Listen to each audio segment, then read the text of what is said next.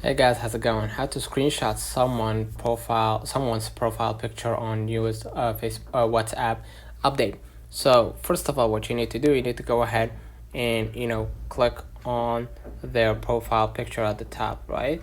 And you're gonna be able right here to see it's blocked. So this is private, I can't do it. Or you could just go ahead right here and just take a screenshot, right?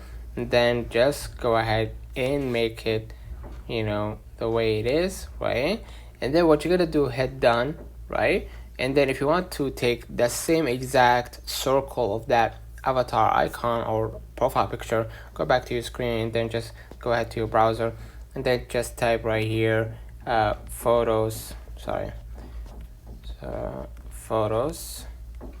circled online, right?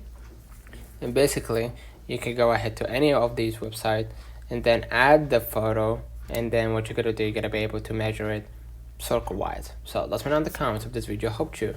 Don't forget to like and subscribe, and thank you for watching.